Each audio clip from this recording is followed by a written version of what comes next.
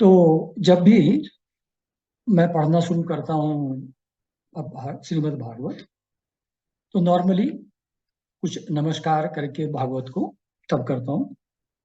तो जो नाम मैं लेता हूँ उस समय वहीं से शुरू करते हैं। ओम श्री भगवान नाम स्वरूपिणे भागवताय नमः। ओम श्री नारदाय नमः। ओम श्री कृष्णाय नमः। ओम श्री सरस्वती देवी नमः। ओम श्री व्यासाय नमः। ओम श्री सुखदेवाय नमः। ओम श्री सूताय नमः। ओम श्री भगवान नाम स्वरूपिणे भागवताय नमः।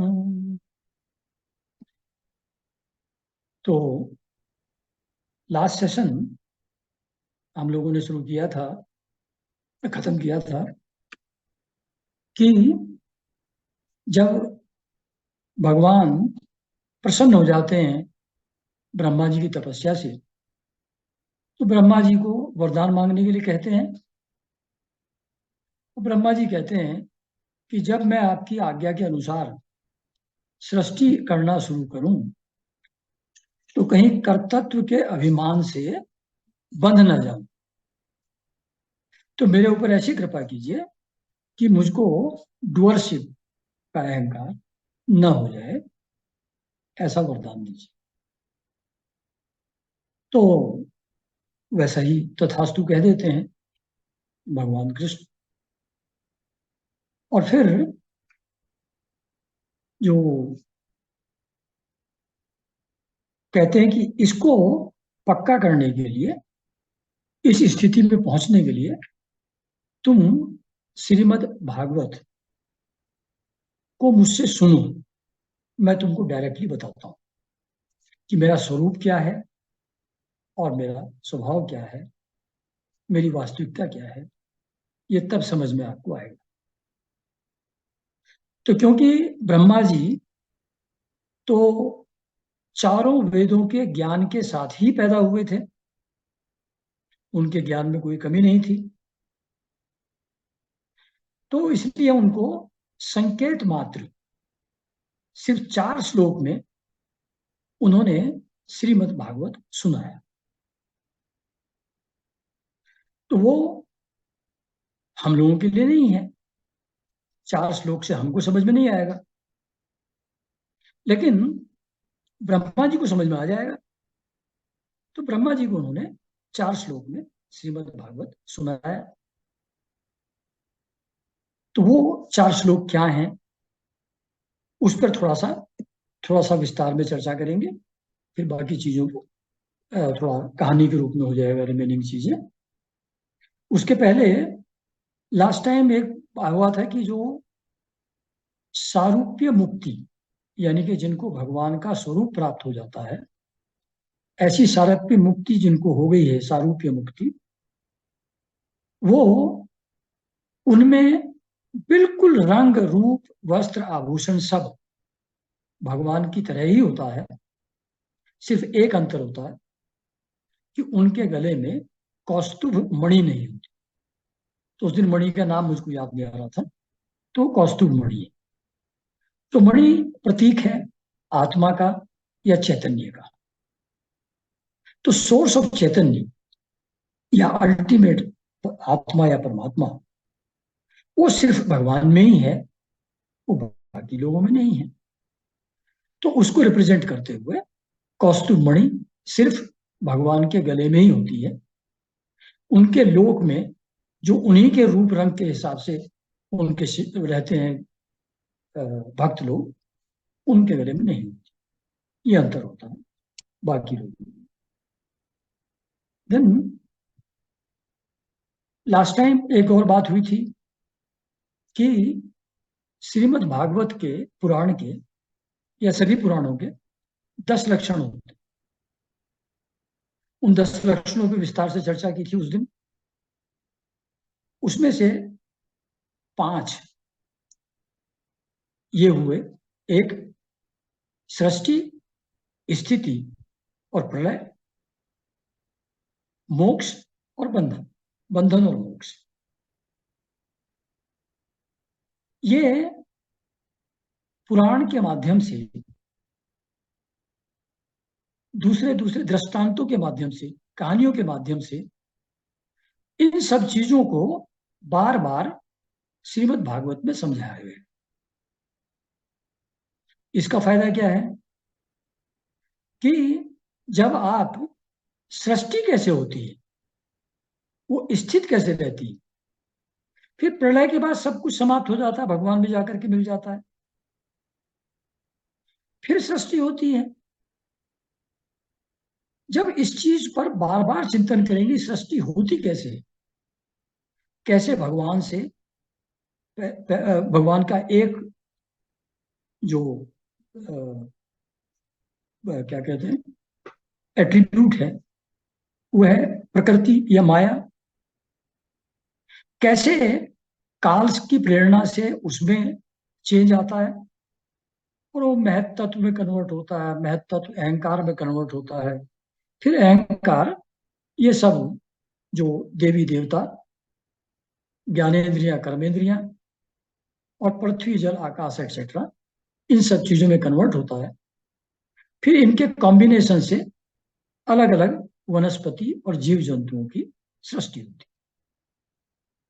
जब इस चीज को आप बार बार देखेंगे, पढ़ेंगे, सुनेंगे, अब फिर देखेंगे कैसे पृथ्वी तत्व, जल तत्व में जल तत्व, अग्नि में एटसेट्रा, आकाश में होते हुए अहंकार में मिल जाता है, अहंकार फिर महत्व तत्व में मिल जाता है, महत्व पर फिर अव्यक्त प्रकृति में जाकर के मिल जाती है और सब कुछ समाप्त हो जाता है।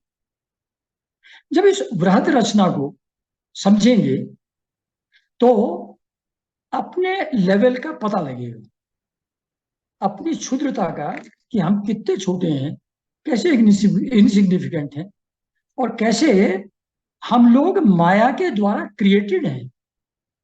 हमारा मन, बुद्धि, चित्त, अहंकार माया के द्वारा क्रिएटेड है। डिजायर्स, थॉट्स माया के ही का ही रूप हैं। तो वो कोई अपने नहीं है, उनके कारण से, माया के प्रभाव के कारण से डिजायर्स पैदा होती हैं, अर्ज फॉर एक्शन पैदा होती है, सब कुछ उससे पैदा होता है। तो अब उससे उतना ज्यादा अटैचमेंट नहीं रहेगा, ये मेरा है फिर ऐसा नहीं रहेगा, क्योंकि अपने हाथ में है ही नहीं, ये तो वहां से आ रहा है। ये बात समझ में आएगी। इसलिए इसको बहुत विस्तार में महाभारत में, सॉरी, श्रीमद् भागवत में बार बार बताया जाता है। और इस पर एक जगह ऐसा भी लिखा है कि इस पर रोज चिंतन करना चाहिए, धीरे धीरे, जल्दीबाजी करते हुए नहीं, कि सृष्टि का क्रम क्या है, कैसे कैसे सृष्टि होती है और कैसे कैसे ये सब चीजें वापस जाकर के प्रलय होकर के भगवान के अंदर ही स्थित हो जाती हैं। इस पर बार बार विचार करेंगे तो अहंकार और कर्तृत्व अभिमान एंड अर्ज फॉर एक्शन, ये सब चीजें धीरे धीरे करके कम हो जाएंगी। इस पर मुगले सर ने भी ये कहा है, इस जगत में प्रकृति और पुरुष का खेल चलता रहता है। इस खेल की अनुभूति होने पर अद्वैत की समझ स्थित होती। तो देखिए फिर वही बात कह रहे हैं, दैट ये प्रकृति और पुरुष, यानी कि चैतन्य तत्व और प्रकृति, इनका खेल है, ये चलता रहता है, इससे हम लोगों का कुछ लेना देना नहीं है। जब ये ठीक से समझ में आ जाएगा कि ये प्रकृति और पुरुष का खेल चल रहा है, जो भी सृष्टि है और जो भी हमारे पास आसपास में सर्कमस्टेंसेज है, ये सब उसी के कारण से हैं, तब अद्वैत की समझ स्थिर होती है। यानी क्या, अद्वैत मीन्स वो सिर्फ एक ही है, एक ही परमात्मा है, वही सभी रूपों में है, ये समझ स्थिर हो जाती है। तो फिर जब एक ही परमात्मा है और दूसरे कोई है ही नहीं, सब रूपों में वही लीला कर रहा है, उसी का खेल चल रहा है, तो फिर किससे प्रेम और किससे द्वेष, किससे राग, फिर ये बातें अपने आप, इनका सिग्निफिकेंस धीरे धीरे जीवन में कम होता जाता है। और जितना ये कम होता जाएगा उतना आदमी फ्री होता जाएगा, टेंशन फ्री होता जाएगा, शांत होता जाएगा, है ना? तो इस बैकग्राउंड के साथ अब हम चतुश्लोकी भागवत के श्लोक और उसका क्या अर्थ है उसको थोड़ा सा संक्षेप में डिस्कस करेंगे।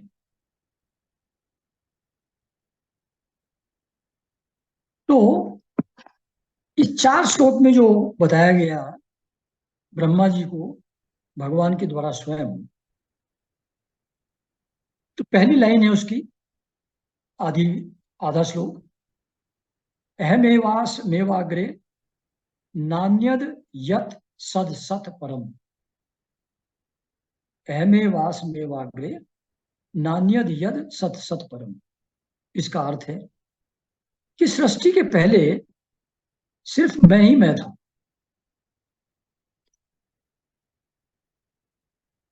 मेरे अतिरिक्त न स्थूल था न सूक्ष्म था, और न दोनों का कारण अज्ञान था। ये फर्स्ट लाइन, फर्स्ट वो है पार्ट, अहमेवास मेवाग्रे। अहम मैं ही था, सृष्टि के पूर्व सिर्फ मैं ही था, न स्थूल था न सूक्ष्म था। यानी कि ये प्लांट एनिमल किंगडम जो हम देखते हैं, न ये था, न पृथ्वी नक्षत्र चांद तारे ये थे, और न सूक्ष्म तत्व थे, यानी कि मन चित्त बुद्धि अहंकार थॉट्स फीलिंग्स एक्सेट्रा जो सूक्ष्म है ये भी नहीं थे। कहीं कहीं इसी सद सत को, यहाँ सद सत का ट्रांसलेशन यहाँ किया है कि न स्थूल था न सूक्ष्म था, और न इन दोनों का कारण अज्ञान। मतलब इन दोनों का कारण अज्ञान क्यों कह रहे हैं? भगवान की अनादि शक्तियां हैं, वो प्रकृति या माया या अविद्या या अज्ञान, ये एक ही चीज है। प्रकृति, माया, अज्ञान या अविद्या।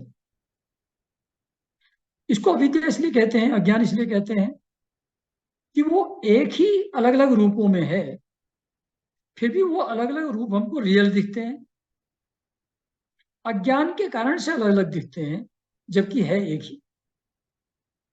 तो ये जो स्थूल तत्व हैं या सूक्ष्म तत्व हैं, ये अविद्या के कारण से, माया के कारण से भासते हैं। दे एपियर, है नहीं, है तो सिर्फ परमात्मा। तो मेरे अतिरिक्त न स्थूल था न सूक्ष्म, इन दोनों के कारण अज्ञान, सिर्फ मैं ही मैं अकेला था।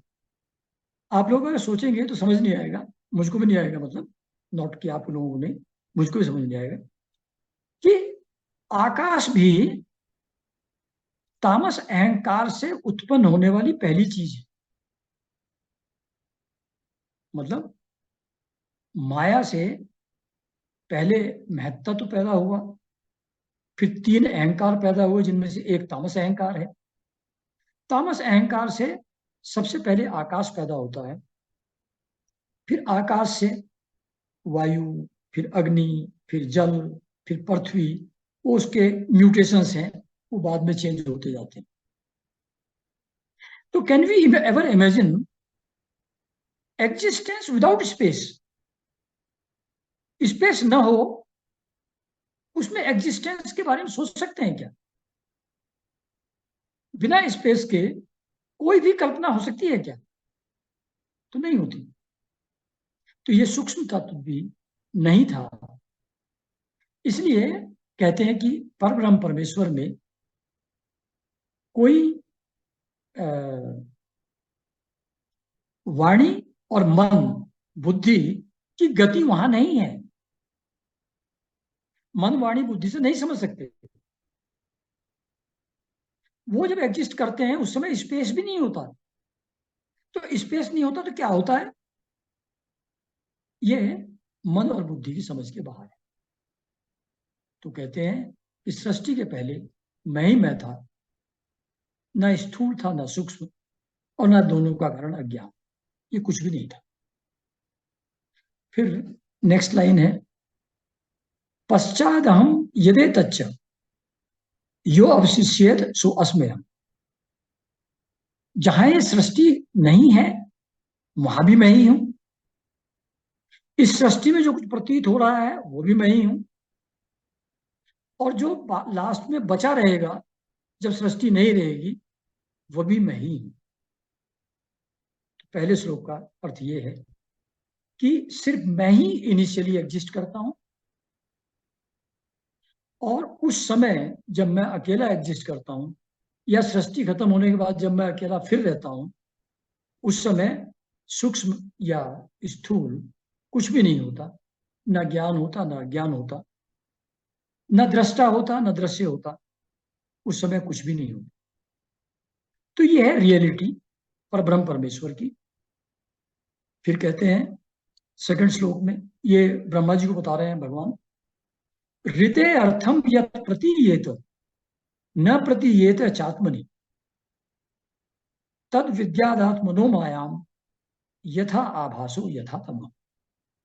तो इसका अर्थ है, वास्तव में न होने पर भी जो कुछ अनिर्वचनीय वस्तु मेरे अतिरिक्त मुझ परमात्मा में दो चंद्रमाओं की तरह मिथ्या ही प्रतीत हो रही है। मतलब ये पूरी एग्जिस्टेंस, ये पूरा वर्ल्ड, ये जितने भी दृश्य जगत हैं, ये न होते हुए भी दिखाई पड़ता है।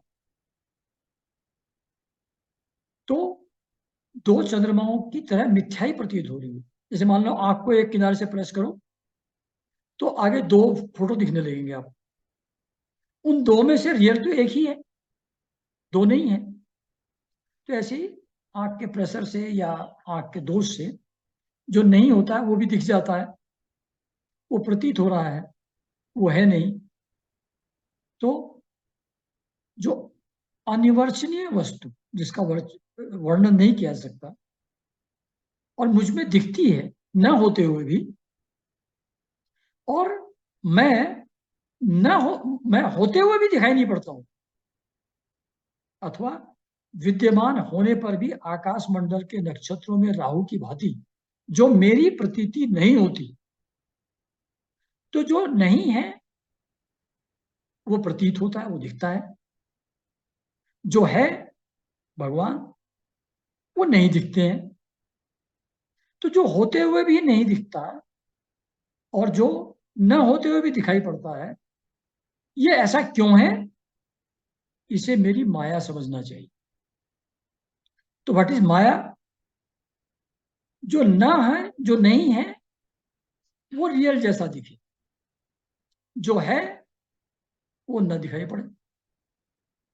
ये ऐसा क्यों होता है? तो कहते हैं भगवान ब्रह्मा जी को बता रहे हैं कि ये, इसको मेरी माया समझो, मेरी माया के कारण से ऐसा इल्यूजन, ऐसा अज्ञान, ऐसी अविद्या पैदा होती। फिर थर्ड श्लोक है, यथा महांति भूतानि भूते सुच्चा वचेस्वनु पृष्ठा प्रविष्टान्य प्रविष्टानि तथा तेसु न तेस्वहम। तो ये थर्ड है, जैसे प्राणियों के पंचभूत छोटे बड़े शरीरों में आकाश आदि पंच महाभूत उन शरीरों के कार्य रूप से निर्मित होने पर कारण प्रवेश करते भी हैं, और पहले से उन स्थानों में और रूपों में कारण रूप से विद्यमान रहने के कारण प्रवेश नहीं भी करते। वैसे ही उन प्राणियों के शरीर की दृष्टि से मैं उनमें आत्मा के रूप में प्रवेश किए हुए हूं, और आत्मदृष्टि से अपने अतिरिक्त और कोई वस्तु न होने के कारण उनमें प्रविष्ट नहीं भी। ये क्या बताया सब? कहते हैं कि जो भी प्राणी पंच महाभूत से जिनकी देह गठित है, तो एक तरीके से देखो तो वो पंच महाभूत यानी कि पृथ्वी जल आकाश वायु etcetera space, they come together, enter into the जीव, और जीव उन चीजों से क्रिएट होता है। लेकिन अगर उन तत्वों की दृष्टि से देखो तो तत्व तो पहले से ही मौजूद है। जब वो पहले से ही मौजूद है तो प्रवेश करेंगे किसमें? इसी प्रकार कहते हैं कि जैसे पंच महाभूत देह में प्रवेश करके देह का निर्माण करते हैं, ऐसा भी कहा जा सकता है। और यह भी कहा जा सकता है कि वो पहले से एग्जिस्ट करते हैं, उनका रूप ही बदलता है, तो प्रवेश करेंगे किसमें? जो चीज ऑलरेडी एग्जिस्ट कर रही है वो किसी दूसरी चीज में एंटर करेगी कैसे? इसी प्रकार मेरे अलावा कुछ है ही नहीं, मैं ही मैं हूं, तो मैं किसी में प्रवेश करूंगा कैसे? सब जगह मैं ही हूं, तो प्रवेश किस में करूंगा? लेकिन अगर प्राणियों की दृष्टि से देखा जाए तो शरीर के अंदर एक चैतन्य रूप से मैं प्रवेश किया हुआ मालूम भी पड़ता हूं, है ना? तो इसको जो मैंने एक्सप्लेन किया, इसको एक बार और पढ़ते हैं। जैसे प्राणियों के पंचभूत रचित छोटे बड़े शरीरों में आकाश आदि पंच महाभूत उन शरीरों के कार्य रूप से निर्मित होने के कारण प्रवेश करते भी हैं। मतलब पृथ्वी जल आकाश से प्राणियों के शरीर की रचना होती है। पृथ्वी तत्व, जल तत्व, वायु तत्व, अग्नि तत्व, आकाश तत्व से प्राणियों के शरीर बनते हैं। उस सेंस में ये पांचों उसमें जीव में एंटर करते हैं, प्रवेश करते भी हैं। और पहले से उन स्थानों और रूपों में कारण रूप से विद्यमान होने के कारण से, शरीर तो इफेक्ट है, वो कॉज है, तो वो कारण रूप से पहले से ही विद्यमान है। तो उस स्थिति में वो प्रवेश करेंगे कैसे? किसमें प्रवेश करेंगे? वो तो सब जगह ऑलरेडी है ही। वैसे ही प्राणियों के शरीर की दृष्टि से मैं उनमें आत्मा के रूप से प्रवेश किए हुए हूं। अगर शरीर की दृष्टि से देखें तो भगवान हमारे अंदर है, तो सब लोग कहते हैं कि भगवान को बाहर कहां खोजते हो, मोह को कहां ढूंढे रे बंदे, मैं तो तेरे पास हूं, मैं तो तेरे अंदर में ही हूं। तो प्राणियों की दृष्टि से देखते हैं तो भगवान हमारे अंदर प्रवेश किए हुए हैं। लेकिन अगर आत्म दृष्टि से देखा जाए, ज्ञान दृष्टि से देखा जाए, तो उस परमात्मा के, आत्मा के अलावा क्योंकि और कुछ एग्जिस्ट करता ही नहीं, सब कुछ उसी का मैनिफेस्टेशन है, तो अपने अतिरिक्त कोई और वस्तु न होने के कारण उनमें मैं प्रविष्ट नहीं भी हूं। तो बॉडी के हिसाब से देखते हैं भगवान प्रवेश किए हुए हैं, आत्मदृष्टि से देखते हैं तो प्रवेश नहीं किए हुए क्योंकि वो सब जगह है ही ऑलरेडी। तो ये थर्ड श्लोक था।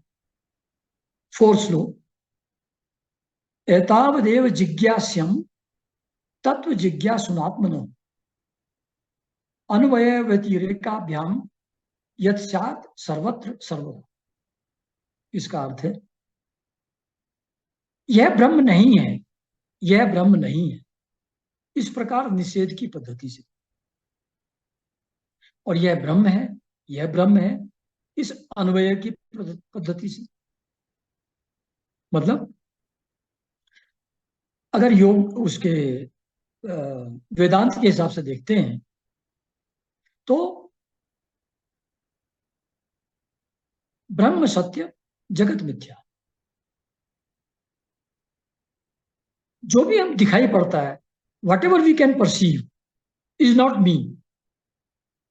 मैं हाथ को देख सकता हूं, हाथ मैं नहीं हूं, हाथ मेरा है। कान को मैं देख सकता हूं, कान मेरा नहीं, कान मेरा है, कान मैं नहीं हूं। थॉट मेरे हैं, आई कैन ऑब्जर्व इट, तो थॉट में नहीं हूं। तो जो रियलिटी है, जो परमात्मा है, जो चैतन्य है, जो भगवान है, वो उन सब चीजों में नहीं है जिनको परसीव किया जा सकता। जो दृश्य है, जो ऑब्जेक्ट्स हैं, उस दृष्टि से देखा जाए, निषेध की पद्धति से, वेदांत की दृष्टि पद्धति से, तो whatever we can perceive, whatever we can see, touch, feel etcetera, that is not Brahman. ये निषेध की पद्धति है। सब चीजों का निषेध करने के बाद जो बच जाता है, that which is, which perceives everything, वो रियल तत्व है, वो ज्ञान दृष्टि है, वो ब्रह्म है। तो ये निषेध की पद्धति हुई। और एक हुई अन्वय की पद्धति, यानी क्या, हर चीज ब्रह्म है। कुत्ता, गधा, पेड़ पौधा, पानी, वायु, जल एटसेट्रा, वो सब उस परमात्मा का ही मैनिफेस्टेशन है, उसी का रूप है। इसलिए सब कुछ ब्रह्म है, हर चीज ब्रह्म है। तो सब जगह जो भी हम देखते हैं, जो भी हम सुनते हैं, जो भी हम ऑब्जर्व करते हैं, हमारे विचार हैं, हमारी डिजायर्स हैं, शरीर है, ये सभी कुछ ब्रह्म का ही मैनिफेस्टेशन है। ये सब ब्रह्म ही है। तो एक विचारधारा के हिसाब से सब कुछ ब्रह्म है, एक के विचार से सबको निगेट करने के बाद जो बचता है वो ब्रह्म है। तो कहते हैं इस हिसाब से अगर इसको एनालाइज करें तो इससे ये प्रूव होगा कि सर्वातीत और सर्वस्वरूप भगवान, सर्वातीत एंड सर्वस्वरूप, जो सबसे परे हैं, सर्वातीत, हर चीज के परे वो, और सर्वस्वरूप, जो हर रूप में प्रकट भी दिख रहे हैं। ये दोनों ही, सर्वातीत और सर्वस्वरूप, ये दोनों ही भगवान के रूप हैं। सर्वातीत भी हैं वो और सर्वस्वरूप भी हैं। He includes everything, nothing is precluded. तो सर्वातीत और सर्वस्वरूप भगवान ही सर्वदा और सर्वत्र स्थित हैं। वही वास्तविक तत्व हैं। जो आत्मा अथवा परमात्मा का तत्व जानना चाहते हैं, उन्हें केवल इतना ही जानने की आवश्यकता, यानी कि ये बात जान लिया कि सर्वदा और सर्वत्र वही एक वास्तविक तत्व है जो मौजूद है, हर रूप में वही है, और इन रूपों के परे भी वही है। तो जो आत्मा और परमात्मा का तत्व वास्तव में जानना चाहते हैं, उनको सिर्फ इतना जानने की जरूरत है कि सृष्टि के पहले मैं ही था, बाद में भी मैं ही रहूंगा। जो कुछ प्रतीत होता है ना होते हुए भी, वो मेरी माया है, और जो मैं नहीं दिखता वो भी मेरी माया है। और मैं आत्मा रूप से प्रवेश किए हुए भी हूं, प्राणियों की दृष्टि से देखें तो, और सब जगह मैं ही उपस्थित पहले से होने के कारण से मैं प्रवेश नहीं भी किए हुए हूं। हर चीज के रूप में भी मैं ही हूं, हर चीज के परे भी मैं ही हूं। सर्वत्र और सर्वदा मैं हूं, दूसरा कोई नहीं। एक गाना था पुराना, इस जमी से आसमां तक मैं हूं, दूसरा कोई नहीं, लाइटर लाइटर वे में। सो कहते हैं इतना अगर आपने जान लिया, ये अल्टीमेट नॉलेज है, बात यहां खत्म हो जाती। तो फिर ब्रह्मा जी को आदेश देते हैं कि तुम समाधि के द्वारा मेरे इस सिद्धांत में पूर्ण निष्ठा कर लो। You should become one with this idea कि सर्वदा और सर्वत्र मैं हूं। जब ये तुमको ठीक से समाधि के द्वारा अच्छी तरह इम्बाइब कर लो, कहने का मतलब इवन ब्रह्मा जी को एक बार भगवान से सुनने से ये ज्ञान प्राप्त नहीं हो गया, फिर भी भटकने के, गिरने के चांसेस हैं। इसलिए कह रहे हैं कि तुम समाधि के द्वारा मेरे इस सिद्धांत में पूर्ण रूप से निष्ठा कर लो, अंदर जाओ, इस बात का बार बार चिंतन मनन करो, कंटेम्पलेट करो, and then when this becomes a reality with you, truth with you, तब जो तुमने कहा था, पूछा था मुझसे कि मेरे मैं सृष्टि करते हुए कर्ता मन के अभिमान से बंध न जाऊं, तो इस चीज को समझ जाओगे जो मैंने अभी तुमको बताया है, तो फिर तुम्हारे अंदर कर्तत्व अभिमान नहीं पैदा होगा, रजस गुण तुम्हारे अंदर प्रदान नहीं। तो ये है शायद जो फर्स्ट इंपॉर्टेंट चीज थी, इसमें पूरी भागवत आ जाती है। लेकिन ये तो ब्रह्मा जी को भी समाधि के द्वारा गहन चिंतन के बाद समझ में आने वाली चीज है, तो हमको 4 श्लोक से कैसे समझ में आएगा? तो हमारे लिए उस चीज को फिर उन्होंने बहुत एलोबरेट करने के लिए फिर क्या हुआ, एक मिनट। हम्म,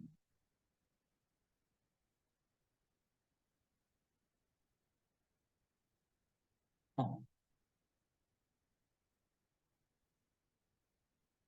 तो सुखदेव जी ने, आई एम सॉरी, तो ये ब्रह्मा जी को पहली बार बताया गया, भाई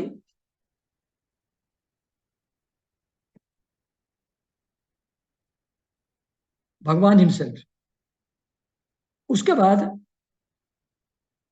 जब सृष्टि की रचना करने लगे ब्रह्मा जी, तो उनकी बहुत सेवा शुश्रूषा उनके बेटे करते थे, और नारद उसमें सबसे ज्यादा सिंसियर थे। तो अपनी सेवा के प्रभाव से उन्होंने ब्रह्मा जी को प्रसन्न कर लिया। जब ब्रह्मा जी प्रसन्न हुए, तो मौका पा करके नारद जी ने कहा कि मुझको आप वो ज्ञान दीजिए जो आपको भगवान ने दिया है, मैं माया का तत्व जानना चाहता हूं, भगवान की माया क्या है ये मैं समझना चाहता हूं, तो आप जरा मुझको बताइए। तो तब जो ब्रह्मा जी ने यही 4 श्लोक वाला भागवत नारद जी को सुनाया। तो नारद जी भी ज्ञानी थे, उनको भी 4 श्लोक से समझ में आ गया। तो उनको उसके बाद, जब मैंने पहले एक बार जिक्र किया था कि ब्रह्मा जी वेदों के विभाग करके, महाभारत और गीता की रचना करके, तब भी सेटिस्फाइड नहीं फील कर रहे थे, थोड़ा दुखी से थे। तो तब नारद जी उनके पास पहुंचे, और नारद जी ने को जब उन्होंने पूछा कि मैं ऐसा डिससेटिस्फाइड क्यों हूं ये सब करने के बाद, तब नारद जी ने उनको कहा था उस समय कि आप भगवान समाधि के द्वारा, आपकी दृष्टि अमोघ है, आप भगवान की लीलाओं का दर्शन करके उसका वर्णन कीजिए। जिस वाणी से भगवान की लीलाओं का वर्णन नहीं होता, वो किसी काम की नहीं है।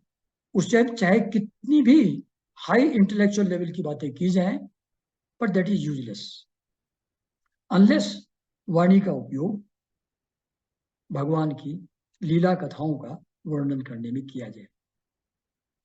तो ये 4 श्लोक की गीता उनको भागवत सुना करके नारद जी ने कहा कि अब आप अंतर्दृष्टि से भगवान की सब लीलाओं का दर्शन करिए। ऋषि लोग कर सकते थे, कि पुराने जमाने में एक्चुअली क्या हुआ था at that time when Krishna was there, तो they had the capacity to look into it and actually see it. तो फिर उन्होंने उसका विस्तार से वर्णन किया, जो ये श्रीमद् भागवत के रूप में 18 अध्याय, 12 अध्याय, सॉरी 12 स्कंध के रूप में उपलब्ध है।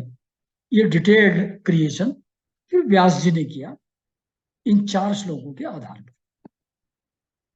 फिर व्यास जी ने अपने बेटे सुखदेव जी को ये बताया, और सुखदेव जी ने जब इसका पारायण किया तब उनके माध्यम से ये उन्होंने परीक्षित को सुनाया, राजा परीक्षित को। वो घटना क्या है, वो कैसे संपर्क में आए सुखदेव जी के राजा परीक्षित, और राजा परीक्षित को ऐसी आवश्यकता क्यों पड़ी, ये सब जो डिस्कशन है ये नेक्स्ट सेशन में करेंगे।